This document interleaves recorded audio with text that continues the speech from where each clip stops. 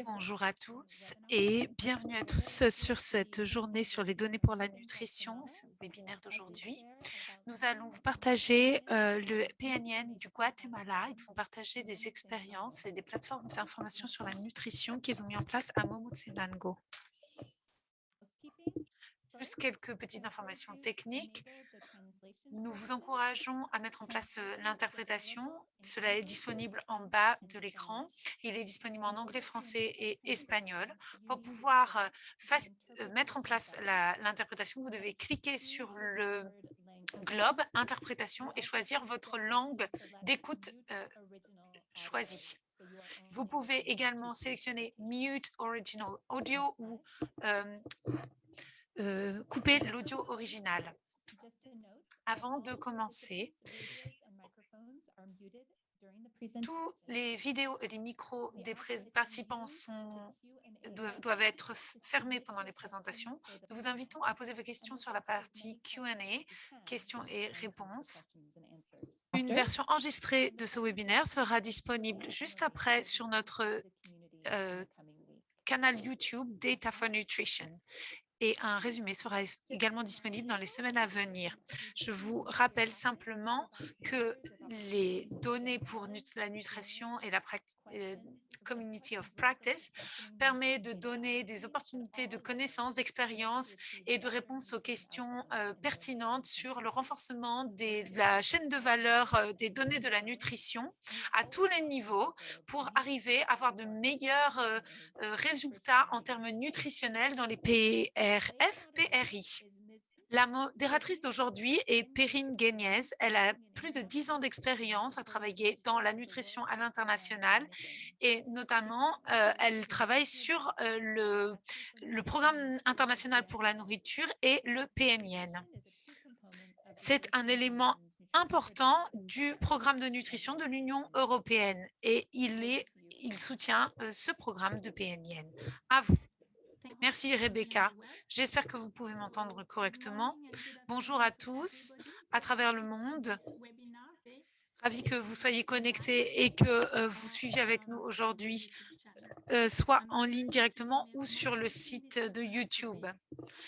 Je vais être la modératrice de ce webinaire aujourd'hui. C'est également notre premier webinaire qui est organisé par la communauté de pratique. Nous sommes ravis de cela. Je suis également ravie de vous présenter les informations, la nouvelle plateforme NIPN ou PNIN en français, qui est la plateforme nationale d'information sur nutrition. Le but est de renforcer l'analyse et les systèmes d'analyse pour permettre de prendre de meilleures décisions dans le domaine de la nutrition.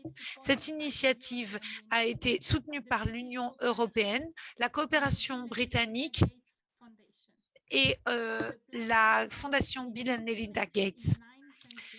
Ceci a été mis en place dans 9 pays, dont le Guatemala, et c'est de ce pays que nous allons parler aujourd'hui. Le projet a commencé en Guatemala en 2018. La plateforme du Guatemala non seulement a obtenu de bons progrès, mais ils sont même allés au-delà et ils ont réussi à décentraliser leur système. Et une des municipalités va être présentée aujourd'hui, c'est celle de Momostenango. Depuis 2018, Guatemala est le seul pays où le PNIN a été géré de manière décentralisée et cela était prévu dans la conception du projet initialement. Donc, nous sommes ici pour parler de cette expérience spécifique aujourd'hui. Je vais donc rapidement vous présenter les objectifs du webinaire d'aujourd'hui. Nous serons ravis de présenter les résultats principaux d'une étude de cas qui a été effectuée spécifiquement pour documenter l'expérience du pilote guatémaltèque. Et cette étude a été commissionnée par le PNIN Aide mondiale. Le but est augmenter l'apprentissage et nous faire réfléchir et voir comment les choses peuvent se mettre en place au niveau municipal. Nous allons également présenter les valeurs ajoutées de mettre en place un tel projet gouvernemental. Pour ce faire, aujourd'hui, nous allons organiser le webinaire comme suit. Tout d'abord, une introduction du contexte national guatémaltèque avec la stratégie nationale de nutrition et la politique nationale de nutrition, la mise en place de cette plateforme nationale d'information sur nutrition dans ce contexte. On va apprendre les principales recommandations et résultats de cette étude de cas qui a été effectuée l'année dernière et qui doit encore être publiée. Et puis, nous allons voir la perspective de plateformes décentralisées au Guatemala de la part de nos collègues qui mettent en place ce projet.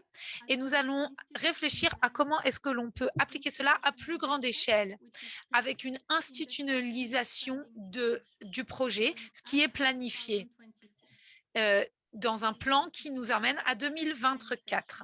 Puis, nous aurons une session de questions-réponses. Donc, pour commencer notre présentation, je suis très honorée d'accueillir la secrétaire adjointe du Cézanne, qui est le secrétariat pour la sécurité alimentaire et nutritionnelle du Guatemala. Elle a plus de 10 ans d'expérience dans l'administration publique et la gestion des affaires publiques. Elle a eu plusieurs rôles cadres dans différentes institutions du Guatemala, y compris la coopération extérieure pour le secrétariat de la sécurité alimentaire et nutritionnelle et maintenant la vice-présidence. Elle a fait de l'évaluation de projet, de la gestion de projet, du conseil technique en politique publique et autres. Elle a un master en coopération internationale et elle est spécialisée dans la gestion des services de santé et elle a fait ses études dans le domaine de la nutrition. Nous sommes ravis de vous avoir ici aujourd'hui et je vous laisse la parole, Madame Guzman. Je vous en prie, présentez-nous le contexte guatémaltèque. Merci beaucoup. Bonjour à tous. Je suis effectivement directrice du secrétariat pour la sécurité alimentaire et nutritionnelle. Nous sommes désolés, mais la secrétaire ne peut pas être là aujourd'hui. Elle est désolée de ne pas avoir pu être présente aujourd'hui. Je suis ravie de voir qu'il y a autant de participants ici aujourd'hui. Pour nous, au Guatemala, c'est vraiment un véritable plaisir de pouvoir partager notre expérience sur notre plateforme nationale sur la nutrition. Merci beaucoup. Je voulais commencer par vous dire qu'en 2005, nous avons eu notre première étape et notre première politique sur l'alimentation et la nutrition. C'était tout un voyage presque entre 2005 et aujourd'hui. Et nous avons fait évoluer notre système de gouvernance au Guatemala dans ce domaine. Nous avons des lois spécifiques pour l'alimentation et la nutrition. C'est une loi qui régule l'aspect de nutrition et d'alimentation du pays et c'est la base de notre système de sécurité alimentaire dans notre pays. Ce schéma vous montre comment nous avons fonctionné. Vous avez une pyramide jaune. Il y a un niveau national avec une coordination générale avec le CONASAN au niveau national, qui est un comité de gestion. Puis, nous avons un niveau départemental avec un autre comité qui s'appelle le CODESAN. Puis, nous avons un niveau municipal avec le comité appelé COMUSAN. Puis, nous avons le niveau local qui s'appelle COCOSAN. Sur la gauche, vous voyez également l'ensemble des institutions avec lesquelles nous sommes en ligne au niveau de notre plan stratégique. Nous suivons également le SIG, en particulier l'objectif de développement durable numéro 2 en particulier. et en particulier avec les politiques générales de notre gouvernement. Nous avons également une grande campagne pour la nutrition dans notre pays. On l'appelle la Grande Croisade nationale pour la nutrition. Et il y a des détails un peu spécifiques au Guatemala et je vais vous les présenter un peu après, mais ça vous donne déjà une bonne idée, vous dire d'où nous nous inspirons, d'où sort notre projet. Voilà. Pourquoi ce projet a été mis en place? Nous avons de nombreux problèmes de malnutrition dans nos pays. Donc, on a aussi vu l'autre côté du problème. On a également des personnes qui sont en surpoids. La dernière étude que nous avons effectuée nous a montré que nous avons 0,7% d'enfants qui sont en malnutrition très forte pour les enfants de moins de 5 ans. On parle de malnutrition chronique, on est à 46,5% chez les enfants de moins de 5 ans. Ça, c'est une réalité qui est bien plus présente dans les zones rurales, cette malnutrition chronique. Nous voyons également, comme je vous le disais, des problèmes de surpoids. Certaines personnes sont en surpoids, ce qui veut dire que on voit des femmes, des mères qui sont en surpoids, mais leurs enfants souffrent de malnutrition. On a 31,9% de femmes qui sont en surpoids dans leurs années fertiles. Nous constatons également un problème d'obésité et ce qu'on appelle la faim cachée, qui est un problème de nutriments dans le corps. Donc, on s'est rendu compte qu'il fallait que nous lions tout cela. Et le gouvernement a décidé de mettre en place cette plateforme internationale pour la nutrition. Il nous fallait une base de données pour que nous puissions prendre des décisions informées. Cela dit, nous nous sommes rendus compte que malgré le fait que nous avions tout cela en place, nous n'avions pas réussi à obtenir les résultats que nous espérions. Et c'est pour cela que nous avons demandé de l'aide afin de renforcer notre système de sécurité alimentaire et nutritionnelle. Quels sont les principaux résultats de ce projet? Eh bien, nous nous sommes rendus compte que la mise en place de cette plateforme d'information a donné du pouvoir aux autorités locales. Donc, on voit maintenant que les élus ont plus de pouvoir. Ils peuvent avoir les données dont ils ont besoin et peuvent donc prendre des décisions qui sont en lien avec cela, en particulier dans les régions où les choses ont été mises en place. Nous travaillons également avec des programmes locaux.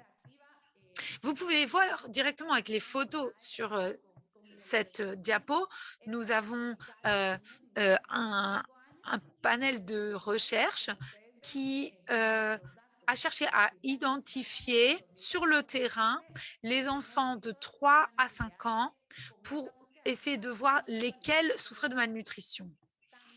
Et c'est vraiment une étude active, une recherche active que nous avons effectuée et qui nous a permis d'avoir des données plus précises. Puis, nous avons également été voir différentes municipalités et nous avons géoréférencé l'ensemble des familles qui vivaient dans ces communes.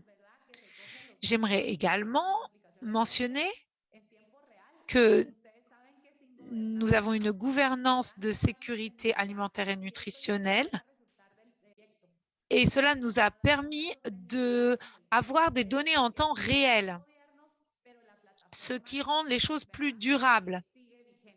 Et donc, même si certaines autorités locales ont évolué, on a toujours le même registre. Nous avons également pu monitorer les compléments alimentaires et renforcer leur nutrition. Depuis le 13 novembre, Nous avons eu 628 000 enfants qui ont bénéficié de ce système de supplément alimentaire. Outre cela, j'aimerais souligner que nous avons pu obtenir plus d'informations, de l'information plus locale. Avant la mise en place de ce programme, nous n'avions pas de preuves de cette malnutrition, pas au niveau national, mais pas au niveau local non plus. Grâce à ce projet, nous sommes plus proches de certaines institutions comme le ministère du Développement ou de la Santé et nous travaillons avec la même plateforme et nous avons un but commun. Nous nous sommes rendus compte que l'ensemble de cette coordination et de ces liens entre les différents secteurs ont été renforcés. Nous avons maintenant une réunion par mois au niveau des départements et c'est une manière d'être plus en lien avec ce terrain. En ce qui concerne la taille de ce projet, on a constaté que la gestion des informations et l'utilisation des données s'est améliorée. On a également une meilleure prise de notes des données et on a plus de preuves en général. Tout cela a eu un impact positif. C'était une très bonne chose que cela ait eu lieu puisque la pandémie est arrivée et heureusement, nous étions prêts grâce à cette plateforme. Elle était mise en place avant la pandémie et cela nous a véritablement aidé à avoir des données en temps réel du terrain. Cette plateforme est également très flexible et j'aimerais remercier l'Union européenne et CATIE, le projet CATIE, parce que ça a été vraiment une véritable amélioration pour nous. Nous pensions que ces plateformes étaient vraiment compliquées à gérer, mais ce n'est pas le cas. En fait, c'est facile et très facile d'utilisation. Pour la mise en place de cela à un niveau plus large, nous allons pouvoir commencer à mettre les choses à plus grande échelle. C'est la phase 2 du projet. Nous allons étendre à de nouvelles municipalités ce projet. Merci beaucoup de votre attention. Merci beaucoup à vous. Donc, nous voyons comment les choses sont mises en place au niveau national grâce à vous et au niveau des municipalités. Donc, maintenant, nous allons avoir Christina Lopriore qui va nous présenter le résultat d'une étude de cas, comme nous l'avons mentionné au début. Une étude de cas qui a pour but de nous donner une vue générale sur le projet qui a été mis en place dans la municipalité de Monomoy-Centango. C'est une action conjointe de l'Union européenne et de la coopération pour la nutrition de l'Allemagne. Et maintenant, il a obtenu le soutien mondial du PNIN. Christina Lopriore est une consultante indépendante qui est spécialisée dans la santé publique et les programmes de sécurité alimentaire et nutritionnelle. Elle a beaucoup d'expérience, elle a travaillé dans plus de 20 pays pour des donateurs internationaux. Ici, l'Union européenne, ECHO, la coopération allemande et d'autres institutions publiques en Italie et des institutions internationales comme le programme et d'autres ONG mondiales. Elle conseille l'Union européenne dans différents sujets comme le renforcement de programmes nutritionnels ou des dialogues sur des thèmes politiques. Elle a effectué cette étude en 2021 en collaboration avec Sésame et les différents collègues qui travaillent dans le Sésame. Et elle a travaillé sur le monitoring et l'évaluation en général. et elle a travaillé avec CATIE, qui est un programme en parallèle avec les centres d'éducation, les établissements d'enseignement supérieur. Elle a travaillé ici sur une étude au Guatemala. Elle va nous présenter les résultats de cette étude qui n'a pas encore été publiée. Donc, j'espère que nous allons avoir un bon aperçu. À la fin de cette présentation, on va également entendre les représentants locaux qui ont mis en place ce projet. Christina, à vous. Merci beaucoup, Perrine. Bonjour à tous. C'est un plaisir de présenter aujourd'hui cette expérience de la mise en place de ce PNIN à Momostenango a été travaillée avec CESAM et les institutions locales. Donc, j'aimerais remercier notamment les acteurs locaux pour leur contribution à cette étude.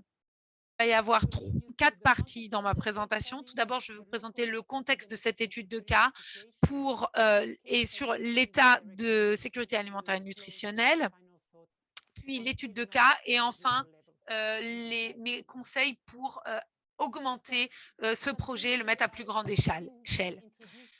Tout d'abord, Perrine vous en a parlé déjà, mais j'aimerais vous expliquer ce que c'est que cette plateforme nationale d'information sur nutrition. Il y a 2 angles. L'un est de renforcer les systèmes d'information dans le domaine de la nutrition et la deuxième volet, c'est vraiment de faire du plaidoyer auprès des États pour cette question de la nutrition. Donc, le contexte de l'étude, nous pouvons le résumer en 3 points. Comme vous l'avez vu précédemment par Madame Guzman, il y a une expérience longue de travail pour lutter contre la malnutrition au Guatemala. Cette croisade nationale pour la nutrition a été mise en place depuis longtemps et le pays s'est réengagé à accélérer ce mouvement. Et la malnutrition est encore un problème aujourd'hui. Cette stratégie, donc la grande croisade pour la nutrition, doit être focalisée pour permettre de nourrir les plus vulnérables et combler ce fossé socio-économique qui empêche tout le monde d'être nourri correctement. Le rôle de cette décentralisation, c'est de donner les informations aux gouvernements locaux pour améliorer la mise en place et la collecte d'informations sur cette nutrition. Le but est de leur donner la possibilité de mieux utiliser cette plateforme. Donc, l'objectif de cette étude était triple. Premièrement, décrire et analyser le processus de découverte pour la mise en place de cette plateforme multisectorielle d'information pour la nutrition.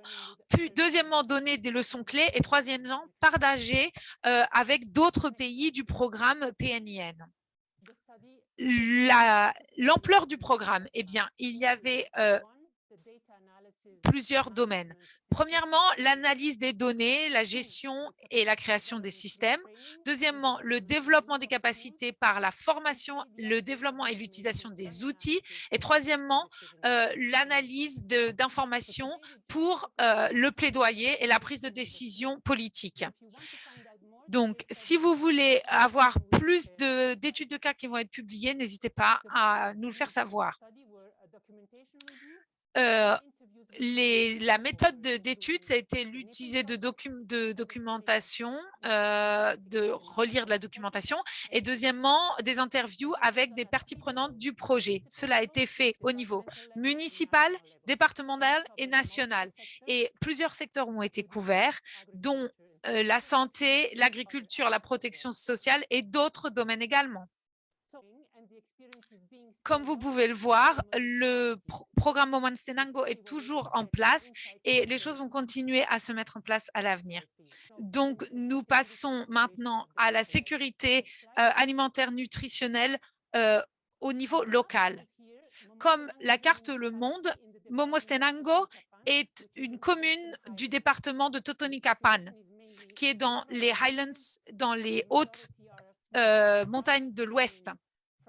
80% de la population est rurale et et natives. Ce sont des petites fermes, principalement, qui produisent des légumes. Les indicateurs de sécurité sur l'alimentation et la nutrition ont été collectés à 3 niveaux, Momotsenango, Totonicapán et national. Vous pouvez voir les 3 couleurs. Et on a constaté de la malnutrition à tous les niveaux. Et au niveau local, on peut voir que 6 enfants sur 10 sont en malnutrition chronique. Un tiers sont anémiques. Et on voit également une augmentation de l'obésité et du surpoids, tant chez les femmes que chez les enfants. Les causes principales, il y en a beaucoup et elles sont toutes interconnectées. Par exemple, au niveau local, on a constaté un régime alimentaire qui n'est pas équilibré. Les enfants de 2 ans ne reçoivent pas la nourriture qu'ils devraient recevoir. Les enfants de moins de 6 ans sont uniquement nourris au sein, mais beaucoup de femmes n'ont pas d'éducation primaire ou seulement partielle. Ils n'ont pas accès à une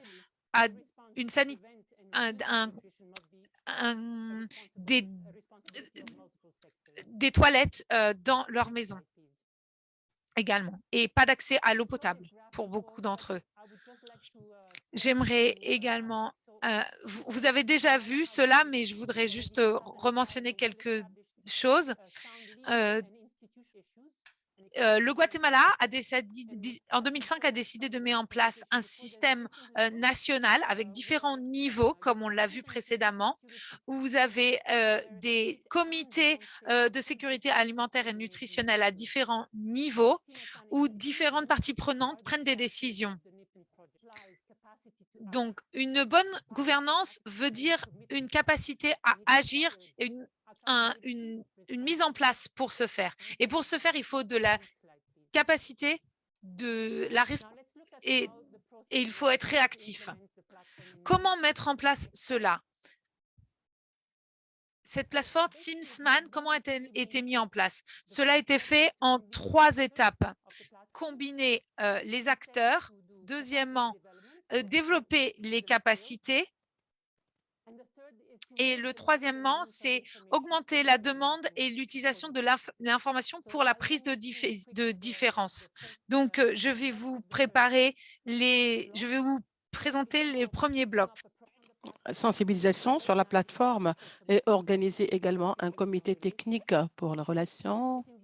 Ça implique également identifier les domaines pour les informations, pour formuler et prioriser la politique qui est pertinente, faire également une étude donc, dans la forme de la municipalité pour la sécurité alimentaire et définir la structure institutionnelle, essayer de faire entrer des accords pour l'utilisation de ces données. La deuxième étape serait la conception et le développement de cette plateforme éthique pour la web interface et identifier les besoins en données aussi bien que les informations, réviser la qualité des données, faire de sorte qu'il y ait des analyses quantitatives aussi bien que la formation des équipes dans l'interprétation aussi bien que l'analyse des données sur un niveau technique et autres. La troisième étape serait les activités impliquées, disséminer les analyses à un niveau local, que ce soit justement des cibles différentes, que ce soit les médias ou alors le public,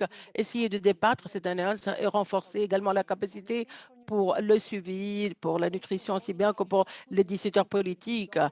Une gouvernance qui doit être également mise en place, aussi bien que des outils d'index et faire de la traçabilité également en temps réel. Le plaidoyer avec les décideurs politiques, avec des informations qui soient relevantes et pertinentes. Je vais essayer de parcourir certains de ces résultats, essayer de me focaliser sur 2 composantes. La toute première serait de parler de ce que vous allez voir sur l'écran. Nous allons commencer avec le développement de capacités. Donc, nous avons deux côtés, donc dans cette plateforme, les données que vous trouvez en bas, aussi bien que les développements en haut. Ce qui veut dire qu'il y a six réalisations que je voudrais renforcer dans le cadre du développement de capacité. La capacité a été intégrée entièrement à un niveau institutionnel et légal. Et ceci semble être très important pour faire de sorte à ce que ce soit opérationnel. La deuxième réalisation, c'est la création d'un département et les municipalités pour la nourriture. Et je vais parler de tout ceci tout à l'heure. Quatrième ou troisième réalisation est que la politique publique a été revisée en utilisant les données dans la plateforme. Quatrième réalisation, la capacité pour la gestion, c'est bien que les analyses de ces données étaient pertinentes pour l'évaluation, la surveillance, le suivi. Ceci est important parce que ça nous conduit à un engagement beaucoup plus important de la part du secteur. Cinquième réalisation, le projet qui a été appuyé, soutenu ou le soutien de ce projet était flexible. Ça, construit sur, ou ça a été construit sur un système existant. Ça n'a pas créé un nouveau système en tant que tel, mais plutôt sur quelque chose qui est existant. Le tout premier, le dernier, la capacité a été renforcée pour l'application aussi bien que pour l'utilisation des outils, comme je l'ai mentionné tout de dire. Ceci a augmenté la surveillance et le suivi de la suivi et ça garantit également la redevabilité mutuelle, hein. Il y avait des défis, bien sûr, et je vais en parler tout à l'heure sur deux fronts. En termes de formation, il y avait un niveau de capacité qui n'était pas très équitable relatif à la base de données institutionnelle. On avait tendance à se focaliser beaucoup plus sur les aspects techniques, beaucoup plus que les soft skills. Et cette tendance de cibler l'aspect institutionnel plutôt que les acteurs non institutionnels. Et c'était dans le cadre de ces formations. Qu'en est-il maintenant des outils? Le système d'information existant n'était pas bien interrelié et là, c'est un problème majeur à travers plusieurs pays et commun et les données ne sont pas toujours adéquates, opportunes pour les analyses telles que, par exemple, il y a une certaine fréquence de collecte de données ou d'informations. Qu'en est-il maintenant aussi de ces informations et les utilisations également? Il y a 6 points à souligner en termes d'utilisation de ces données-là. Tout d'abord, la réalisation importante est que le problème politique qui a été traité a été formulé sur un plan local et ceci doit générer une sensibilisation aussi bien qu'un engagement politique. Deuxième réalisation, c'était le fait que la politique publique municipale a généré beaucoup plus d'appartenance par les acteurs à niveau local. La troisième réalisation serait de dire que le Conseil local sur la sécurité alimentaire était vraiment autonomisé et ceci les a aidés à converger vers un objectif commun et articuler beaucoup plus leurs efforts sur la base de ces preuves-là. Quatrième réalisation serait de dire que les institutions étaient beaucoup plus capables de coordonner et faire de sorte qu'il y ait des interventions au sein des territoires sur la base de ces données-là, ces preuves. Par exemple, il était beaucoup plus capable de essayer de cibler le soutien avec des familles qui souffraient de cette malnutrition et de délivrer également une aide alimentaire à ces enfants qui étaient mal nourris. Cinquième réalisation à travers cette donnée de base est que les failles étaient identifiées en ce qui concerne la planification, la mise en place, aussi bien que le suivi, la surveillance, les failles et les écarts en termes d'intervention et les ressources qui étaient utilisées pour pouvoir mobiliser plus de financement, des financements additionnels pour plus de projets dans une des municipalités où les financements ont été amplifiés. Donc, il y a ce financement qui était mobilisé pour les femmes agriculteurs avec des activités qui généraient un rendement, garantir la vente de leur propre production à travers un accord avec un schéma d'approvisionnement alimentaire. Il y avait des défis à ce niveau-là, encore une fois. Les composantes étaient moins avancées que les autres. Il y avait différents niveaux de compréhension de ce problème parmi les acteurs et des ressources étaient inégales en ce qui concerne ces réponses, surtout au-delà du secteur sanitaire et le fait que l'allocation du budget Guatemala continue à être centralisée. Ceci représente donc un hall municipal dans cette zone d'études ou cette région d'études. Essayons d'aller vers les recommandations et les leçons apprises. Cette photo, j'ai beaucoup apprécié cette photo. Pourquoi? Ça nous montre donc le maire qui est en train d'utiliser cette plateforme à travers de son téléphone portable. Et c'est un exemple comment est-ce que la plateforme pourrait aider les décideurs politiques pour qu'ils puissent avoir accès à ces plateformes, les analyser et essayer d'en tirer profit. Pour commencer avec les leçons et les recommandations sur la composante des capacités, je voudrais juste vous donner un rappel que le développement de capacités a trois niveaux.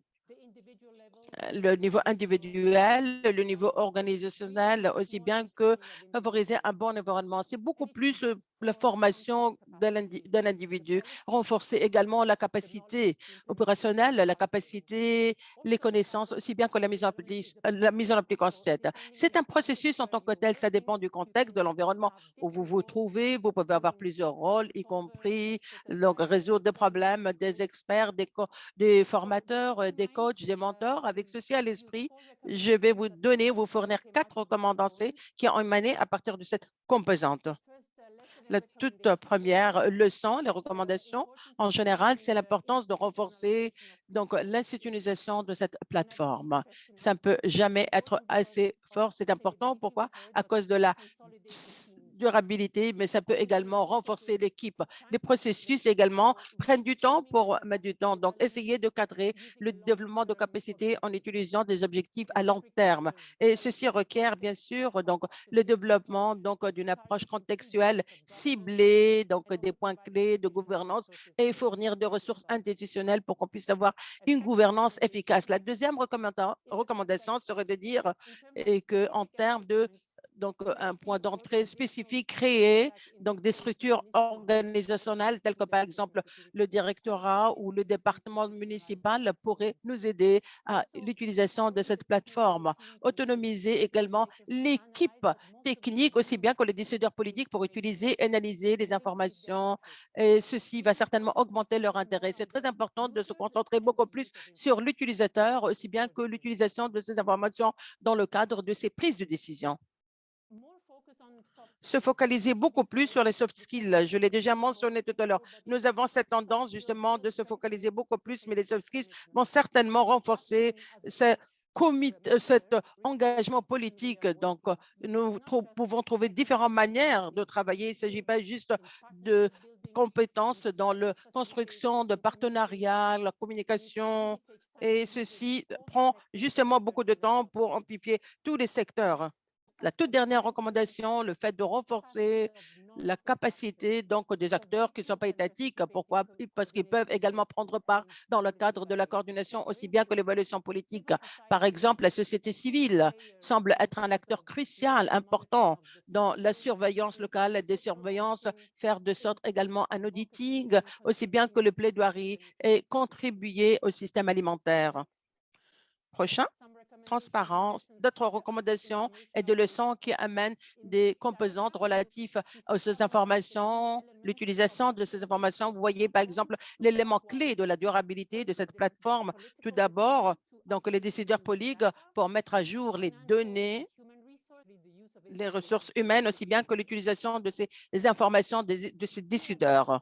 Là aussi, à ce niveau, il y a 4 points ou 4 leçons. Le pilote, où ça a été démontré que c'est possible d'obtenir une livraison de services, de faire des priorités aussi dans le cadre des interventions sur la base des besoins locaux, de mobiliser également les ressources et faire de sorte qu'on puisse avoir plus de partenariats pour qu'on puisse faire plus dans ce domaine de malnutrition. Donc, ces recommandations, c'est essayer de marier le potentiel des plateformes pour qu'on puisse avoir plus de budget, plus de réponses sur la base des besoins, des territoires et des contextes. Et bien sûr, donc, la création ou la demande de création requiert le changement culturel au Guatemala, mais ce sont des motivations très importantes qui ont émané dans cette étude, c'est de voir l'impact positif dans la vie réelle de ces gens-là.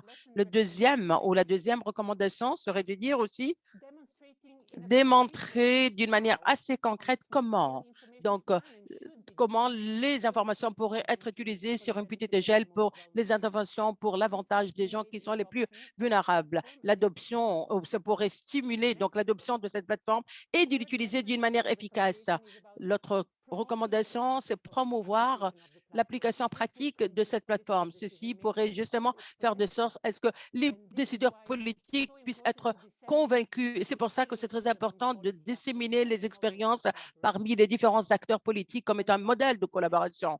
Et la toute dernière recommandation serait de dire également le fait d'appuyer ces processus pour qu'il y ait donc cet engagement constructif parmi toutes les parties prenantes et considéré comme un effort continu. Et là, je passe vers mon tout dernier transparent et c'est la toute dernière réflexion en perspective.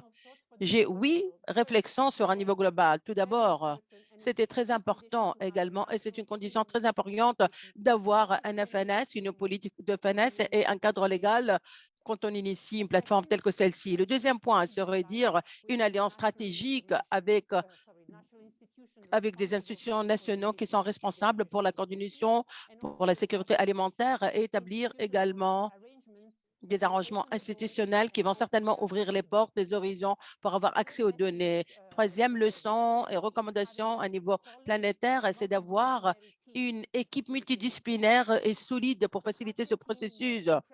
Et cette équipe a été vraiment incroyable. Elle était vraiment engagé d'une manière entière et il continue à l'être. Et c'est très important d'avoir ce type de confiance. Quatrième message, c'est étayer de personnaliser et faire du cas par cas en termes de théorie pour le développement de capacités pour chaque donc, gouvernement décentralisé. Il n'y a pas un seul exemple, il va falloir adapter votre propre approche. Le cinquième message serait valoriser donc, le coaching en renforçant le soft skill. Nous avons besoin des soft skills, de leadership, en communication, travail de groupe également. Tous ces éléments sont très fondamentaux si on voudrait faire un changement. Le sixième point, c'est la décentralisation, la plateforme de décentralisation pour faire de sorte qu'il soit vraiment proche à ce type d'intervention en termes également de la création de demandes, aussi bien que pour la redevabilité. Le septième point, partager les pratiques en ce qui concerne la mise en application dans un pays où les services sont de cette manière-là. Donc, essayer d'utiliser donc ceci comme étant les indicateurs comme des motivations. Avec cette présentation, nous avons donc ce discours qui va expérimenter ceci en termes de plateforme, aussi bien que les valeurs ajoutées. Je m'arrête là et je vous remercie pour votre aimable attention. Los sistemas de información departamental y municipal. Le système d'information départemental et municipaux sont des outils clés pour la prise de décision au bénéfice de la jeunesse guatémaltèque.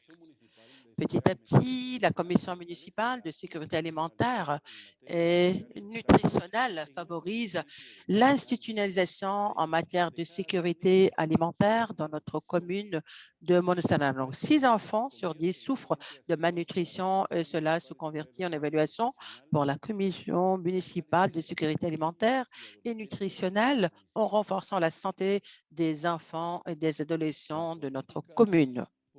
La politique publique municipale de sécurité alimentaire et nutritionnelle est un instrument public qui reflète l'engagement politique des autorités municipales, les institutions publiques et privées et de la société en général qui vont s'occuper de la sécurité alimentaire et nutritionnelle de la population en situation de pauvreté extrême, la population indigène et qui vit dans les zones rurales, et tout ceci afin d'atteindre un développement humain durable. Je vais vous présenter Edouard Dor, qui est notre coordinateur d'UNEPAN, avec notre coordinateur de NIPEN pour la plateforme en Guatemala. Étant donné que une interception en 2018, il travaille pour en ce moment à Katia, le centre d'enseignement supérieur de l'agriculture. Donc, Il a un diplôme de 3e cycle dans la gestion de l'agriculture durable et des ressources naturelles. Et il a plus de 20 ans d'expérience dans la gestion des connaissances, la mise en place des programmes, aussi bien que des projets dans le domaine de l'environnement agrègue, la sécurité alimentaire, le plan de génétique, aussi bien que la planification territoriale et l'intégration également des approches des hydrauliques. En tant que coordinateur de Nippon à Guatemala, il a déjà travaillé dans ce projet depuis la toute première phase, mais c'était en 2018, après 2021. Et en ce moment, il est en train de parcourir la deuxième phase à partir de maintenant à l'horizon de 2024. La deuxième phase du financement est appuyée par la Commission européenne avec un cofinancement de la coopération allemande. Donc, nous allons l'entendre qui va nous parler de l'avenir de cette plateforme à niveau décentralisé. Il va nous parcourir vers l'opportunité aussi bien que des différents défis avec les différents problèmes qui sont en train d'avoir lieu en Guatemala. Eduardo, si vous êtes prêt, vous avez la parole avec votre propre présentation. Vous avez la parole. Merci, Perrine. C'est vraiment un plaisir d'être parmi vous aujourd'hui. Et je voudrais également remercier la délégation de l'Union européenne à Guatemala parce qu'ils sont en train de financer la deuxième phase de cette initiative et ils étaient vraiment très impliqués dans la toute première initiative également. Et je voudrais saisir cette opportunité pour remercier Faisal, qui est le secrétariat de ce pays. Pourquoi? Parce qu'ils ont été très actifs tout au long de ce projet et ça a renforcé vraiment notre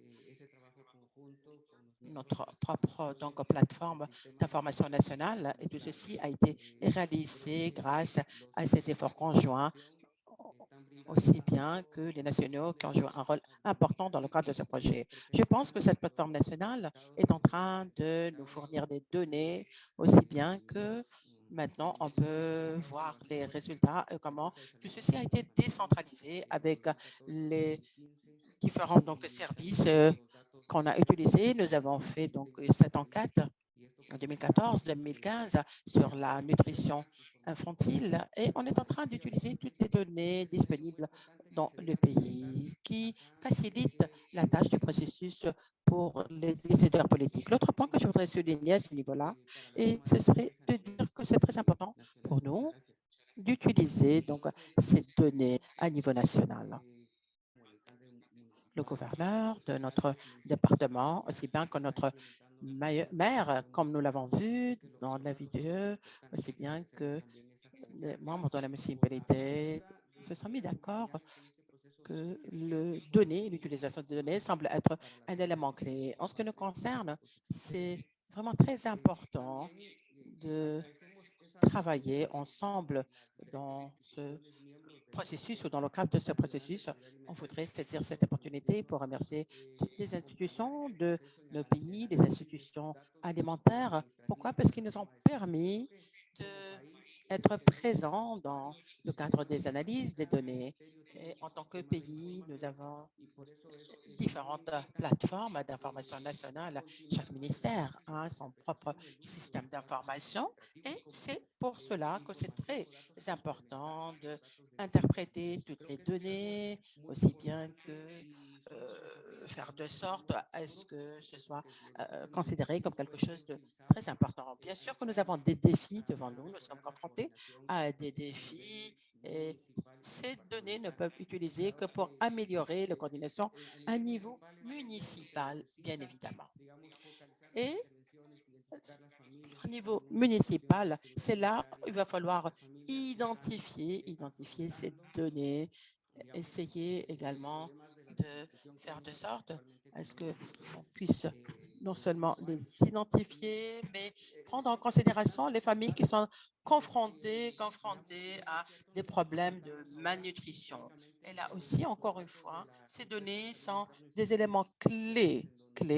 Pourquoi? Parce que maintenant, nous avons des données qui émanent et qui viennent des études qui ont été faites pour les mères aussi bien que pour les enfants. Nous avons vu que pendant les dernières années, ce qui s'est passé est que nous avons fait de sorte à ce que tout ceci soit là pour résoudre le problème nutritionnel. Et de la même manière, nous avons essayé d'analyser ces analyses-là pour acquérir plus d'informations. Et Et ces données, bien sûr, ne peuvent que être considérées comme une bonne utilisation pour nous, une bonne utilisation. Vous avez déjà vu ceci, n'est-ce pas? Nous les avons vus et nous sommes tous d'accord que le projet a besoin être personnalisé selon notre propre contexte. Et bien sûr que nous avons des problèmes domestiques qu'il va falloir identifier les questions, les problèmes. Et de la même manière, il va falloir aussi, une fois que nous connaissons les questions qui sont requises, qui sont nécessaires, c'est là qu'il va falloir commencer à identifier les sources des données ce qui émanent de différents ministères. Et c'est ainsi qu'à la lumière de ces résultats, on peut interpréter ces données et répondre à ces questions qui sont posées et les problèmes auxquels nous sommes confrontés aussi. On est en train de travailler sur ces open data sur un niveau municipal et bien évidemment, ce sont les objectifs qui sont considérés comme des objectifs à court terme. Nous avons cette équipe multisectorielle qui est très expérimentée, qui a beaucoup d'expérience dans le cadre d'analyse de ces données et on est sûr qu'on est en train de progresser dans le cadre des analyses de ces données et de cette manière, ils pourraient être exploités, utilisés dans le cadre de notre système nutritif et pourraient être utilisés par les institutions qui travaillent dans le secteur alimentaire. Ce qui semble être important, c'est que nous avons créé un comité technique qui peut exploiter, utiliser ces informations à chaque fois que c'est requis, à chaque fois qu'ils en ont besoin, bien sûr. Et ils pourraient, bien sûr, échanger des informations avec d'autres acteurs. La coopération est un élément clé, bien sûr. Elle est fondamentale, la coopération. Selon moi, il y a des actions bien spécifiques pour pouvoir lutter contre la malnutrition, empêcher la malnutrition, mais on doit faire plus que ceci à niveau municipal. Et améliorer la coordination. Il ne faudrait pas qu'il fasse des choses qui se ça,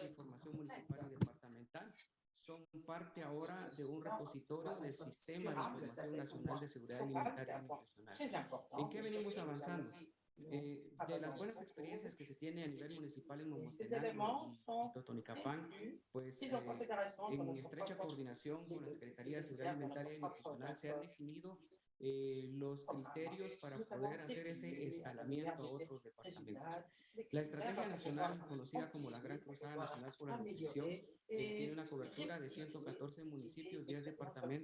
est en train de commencer sur plus de municipalités. On voudrait renforcer tout ça sur ce niveau.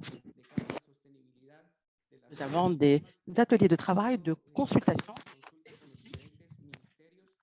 pour qu'on puisse améliorer le dossier. Nous parlons aux différentes institutions, différents ministères, aux différents membres au sein de ces institutions. Et bien sûr, tout ceci pourrait nous aider à la deuxième étape.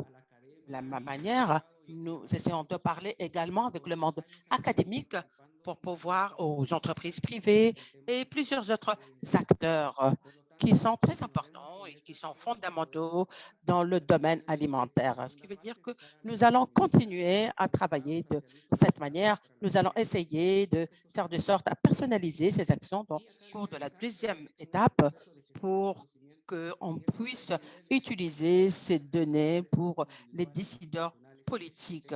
Et à travers tout ce voyage, toute cette aventure, aussi bien que dans le cadre de ces 3 niveaux. Nous pensons que nous allons beaucoup progresser. Nous avons déjà identifié certains actions qu'on pourrait prendre en considération à court terme. Et nous avons cette carte devant nous. Et sur cette carte, on peut voir qu'à partir de l'expérience de Momost Mango, on était capable d'extrapoler vers d'autres municipalités, vers d'autres provinces et toutes ces municipalités qui sont membres de cette grande croisade, donc ce grand projet, et qui ont également cette gouvernance ou ce système acceptable de gouvernance, ils vont certainement faire partie de cette politique qui va certainement inclure 55 municipalités. Et de ce fait, je dirais aussi que l'idée principale à ce titre-là est qu'on voudrait que toutes les municipalités pourraient améliorer leur propre système de gouvernance, s'améliorer bien sûr, et bien sûr que ceci va être le résultat de la mise en place de ce système. Ce qu'on voudrait avoir en tant que résultat, c'est principalement faire de sorte à ce que multiplier les efforts avec plusieurs institutions, mais de la même manière, dans ce cadre-là, de notre loi alimentaire, nous espérons être capables de progresser et de faire tout ce progrès. Merci beaucoup, Eduardo. Merci pour cette présentation. Donc, nous allons avoir le temps maintenant de passer à une session de questions-réponses. Certaines questions ont déjà été posées dans l'onglet questions-réponses, mais nous invitons les participants à plutôt poser leurs questions dans la partie questions et réponses Q&R plutôt que dans la boîte de discussion générale. Nous allons essayer de répondre à certaines de ces questions, mais nous n'allons certainement pas pouvoir répondre à toutes les questions. Donc, l'ensemble des questions restantes vont être mises dans un résumé de ces questions et on vous publiera des réponses. Et elles seront disponibles dans les semaines à venir. Donc, cette question-réponse, juste pour essayer d'organiser les choses, nous aimerions avoir 2 points spécifiques. Le premier sera les questions qui sont en lien avec des questions techniques et les questions sur l'expérience d'utilisation de la plateforme. Et le deuxième thème, c'est plus les implications des découvertes, des recommandations et l'utilisation et la mise en place de ce type de programme dans d'autres pays et d'autres contextes. Donc, si nous regardons des questions qui nous ont été posées, peut-être que nous pourrions commencer par une question Mathias, de notre collègue Mathias Brown. Quels sont les incitants pour les partenaires multisectoriels à participer activement? En d'autres mots, qu'est-ce qu'ils gagnent de cette coopération? Et peut-être que nous pourrions entendre la réponse d'Eduardo pour commencer, ou peut-être également de Cézanne ou de Christiane. Eduardo d'abord, puis Christiana après. Est-ce que vous voulez que je répète la question? Oui, s'il vous plaît. Les partenaires multisectoriels, qu'est-ce qu'ils gagnent à coopérer et à s'engager dans cette plateforme, d'après vous? Qu'est-ce qu'ils y gagnent à être actifs sur cette plateforme? Je pense que ce que proposent ces systèmes d'information, c'est de se retrouver sur un site le même, un endroit où il y a toute l'information au même endroit. Et toutes les parties prenantes, tous les membres du système national du sécurité alimentaire et nutritionnelle, au niveau départemental, national ou municipal, peuvent trouver des données, des informations sur les différentes interventions ou bien la situation en termes de sécurité alimentaire et nutritionnelle à tous les niveaux. Et je pense que c'est quelque chose de très important. L'autre, c'est le fait de partager les données. Ça permet aux fonctionnaires, mais également la société civile ou bien les universitaires de pouvoir accéder à ces données et pouvoir effectuer des analyses. Et ces données peuvent être utilisées pour faire des analyses, pour étudier comment on peut mettre les choses en place et comment on peut prévenir la malnutrition dans le pays. Et je pense que c'est quelque chose de très important. Et puis également, en fonction de l'avancement de la technologie, avoir la possibilité d'avoir accès à ces données municipales avec des applications sur un téléphone portable, ça c'est très pratique, c'est très important. Il y a une version en ligne, une version web et une version mobile et vraiment c'est très pratique, c'est un grand avancement je pense. Et on voit que les institutions font des efforts pour proposer ces données et le fait que ces données soient ouvertes à tous, c'est très utile et très intéressant. Merci beaucoup, Eduardo.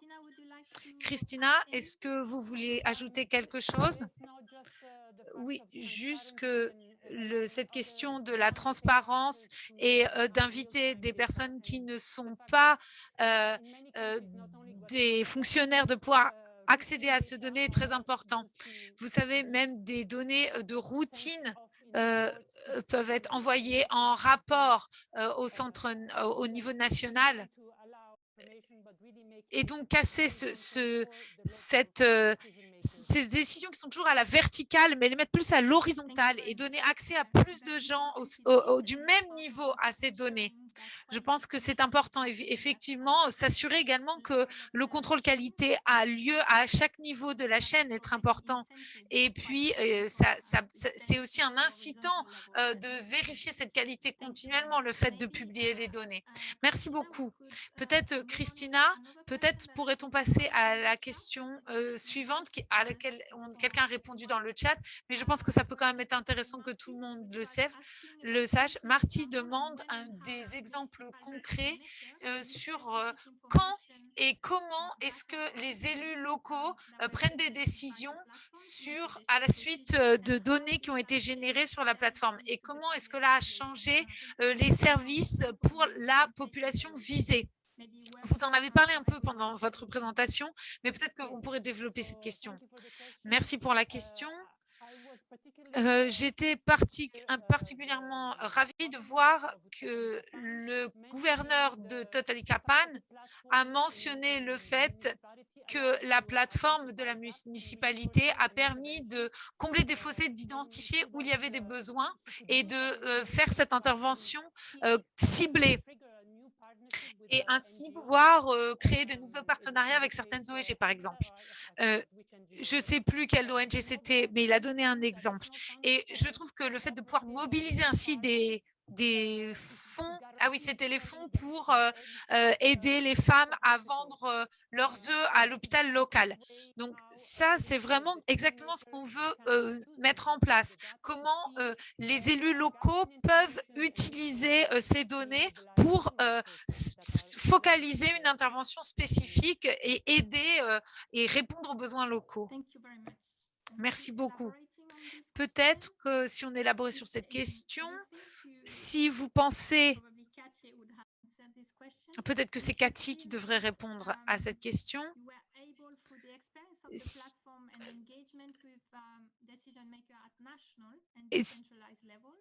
Si vous arrivez à entrer en lien avec les études au niveau national et local, est-ce que vous avez vu un processus spécifique pour amener les élus à entrer et puis les informer à comment est-ce que dans d'autres pays, ils pourraient faire la même chose?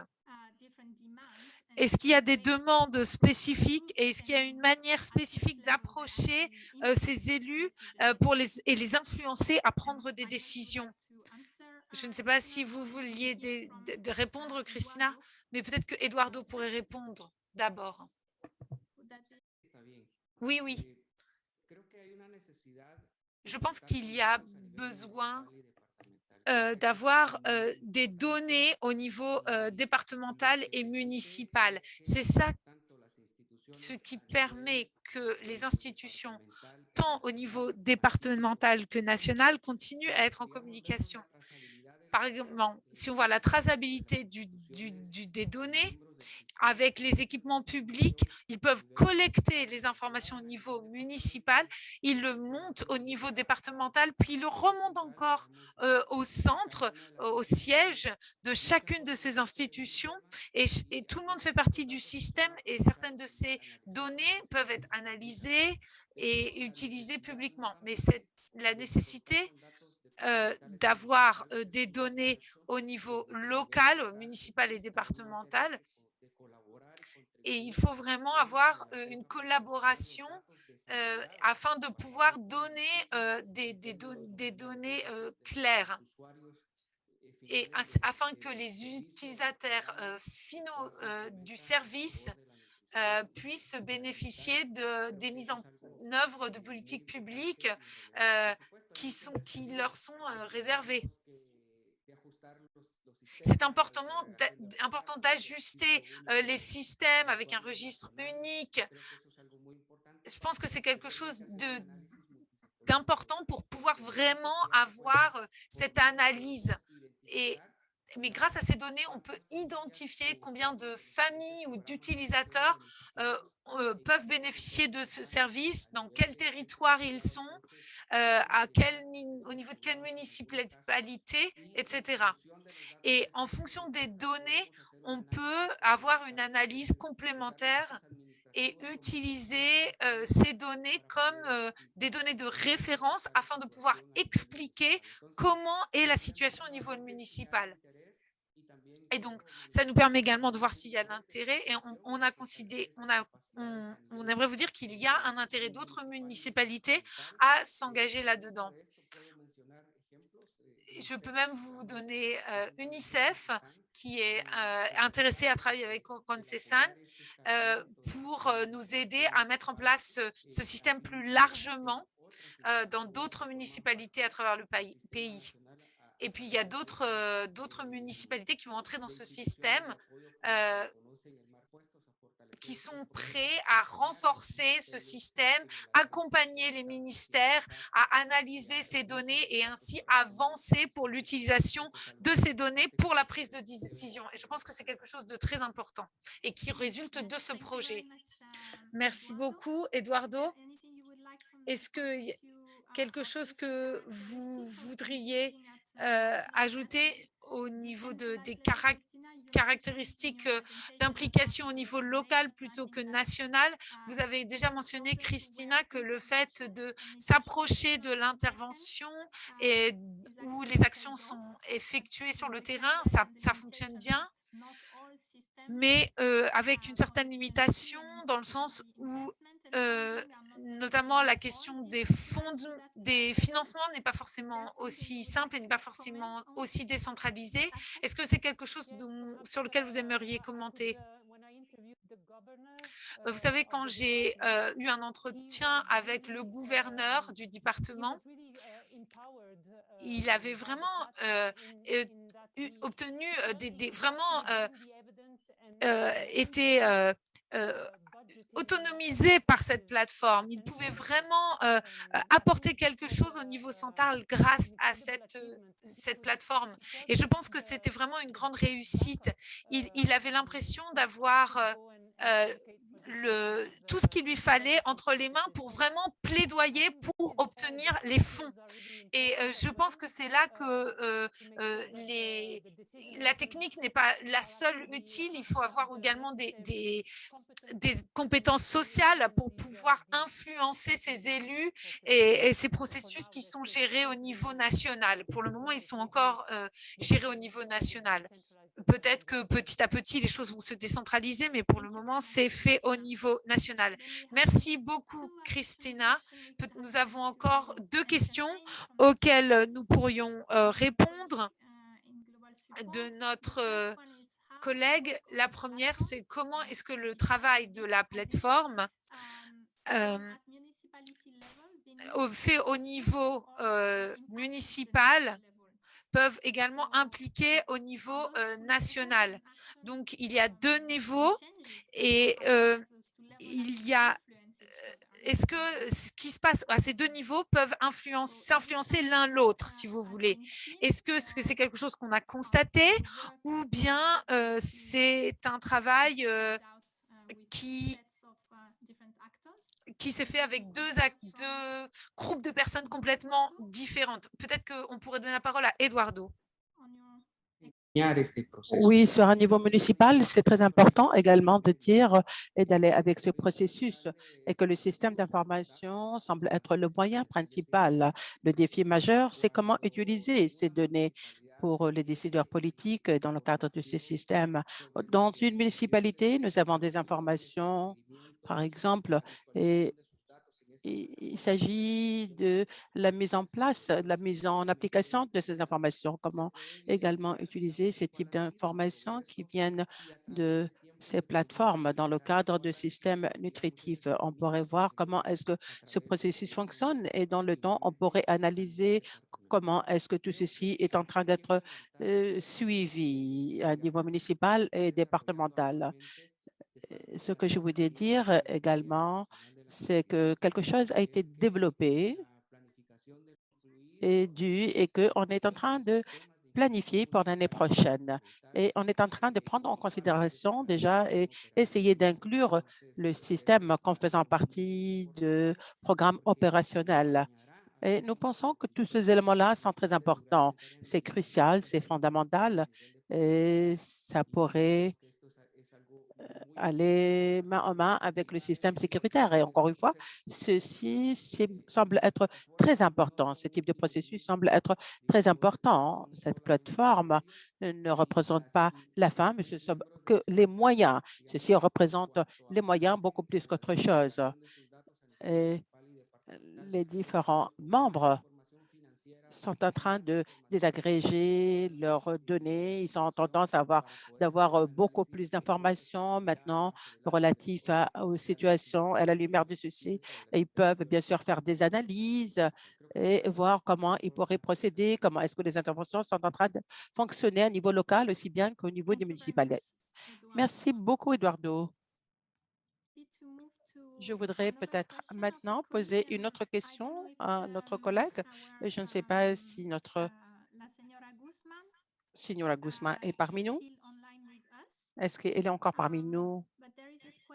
Il y a une question que je voudrais poser au de Jonathan David qui a posé la question, quelles sont les étapes que le gouvernement de Guatemala a parcourues afin de faire la collecte des données pour la plateforme? Quelles sont les différentes étapes que le gouvernement a parcourues pour la collecte des données? Je ne sais pas que la Signora Guzman est encore parmi nous. Bonjour. Donc, étant donné qu'elle a une autre réunion, je suis là en son nom et je vais répondre à la question qui vient d'être posée. Est-ce que vous pouvez répéter la question pour que je puisse répondre à la question? Donc, un de nos collègues est en train de poser une question relative aux différentes étapes par lesquelles le gouvernement est passé afin de faire la collecte des données à partir de la plateforme. Je pense que ceci fait référence au système existant à partir jusqu'au système décentralisé. Et peut-être que ce serait utile d'avoir votre propre retour donc, du perspective gouvernementale, comment ceci a fonctionné, quelles sont les différentes étapes, quand est-ce que le travail a démarré, a commencé en termes de collecte de données. Bien sûr, les données disponibles. Un des défis majeurs au niveau gouvernemental et en général à Guatemala, c'est la collecte de données et relatif à la collecte de données. Nous savons que parfois, quand nous faisons la collecte de données, ce n'est pas assez. La collecte de données n'est pas assez.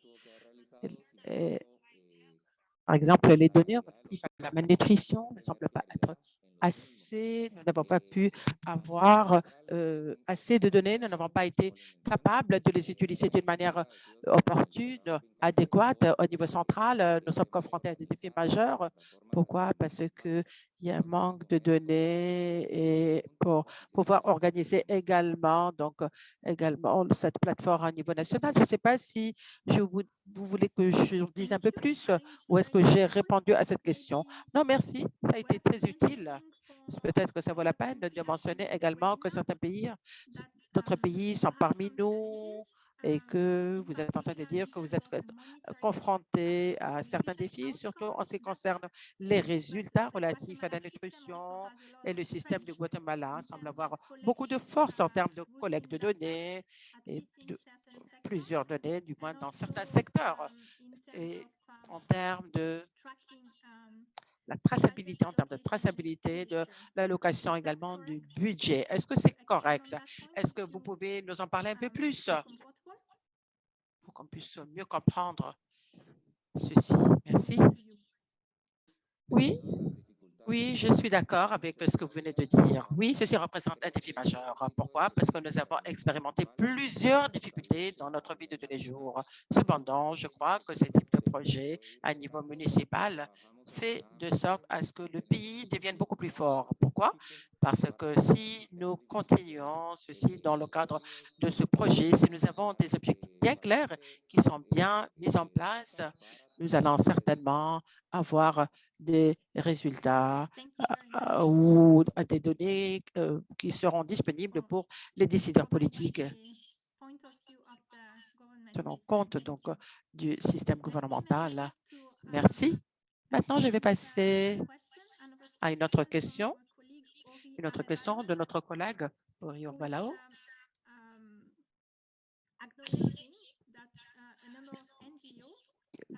qui représente une ONG. Est-ce que la mise en place de ces données à niveau central génère des informations relatives à ces actions?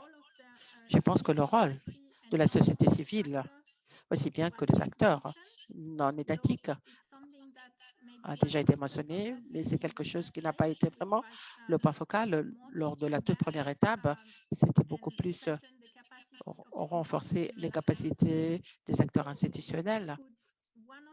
Est-ce que l'un de vous pourrait en parler un peu plus, pourrait réagir et nous répondre à cette question? Quels sont donc les défis majeurs pour embarquer ces acteurs non étatiques à niveau décentralisé? Est-ce que je peux demander à Eduardo de répondre à cette question? Est-ce que ça vous convient, Eduardo, de répondre à cette question? Le rôle des... Oui, je pourrais dire quelque chose, bien sûr. Dans notre propre système d'information, dans notre propre plateforme d'information, nous avons un espace ouvert dédié aux institutions et l'appui aux institutions. Qu'est-ce qu'on voudrait faire avec tout ceci? C'est que toutes les institutions qui sont en train de prendre part sur un niveau territorial pourraient fournir leurs propres données et pourraient bien sûr poster leurs propres données. Pourquoi? C'est fondamental et très important pour faire la traçabilité, le suivi des territoires et de connaître où ces acteurs non étatiques sont en train de faire des projets, concrétiser des projets. Oui, nous avons besoin d'aller encore plus loin dans le cadre de l'intégration de ces données. Et là, on est en train de commencer dans le domaine de ce projet de pilotage, mais il va falloir le faire dans d'autres provinces, dans d'autres endroits. Et je pense que c'est très important de le faire et de réagir de cette manière. Ça ne peut être que positif pour les ONG, pour ces acteurs-là. Et ce qu'on voudrait faire ou ce qu'on voudrait éviter, c'est le partage de données assez sensibles qui sont d'ordre confidentiel, bien sûr. Et on ne doit pas se concentrer sur les noms, mais beaucoup plus sur les indicateurs, les chiffres, et s'assurer qu'on est en train de faire la meilleure interprétation de ces données.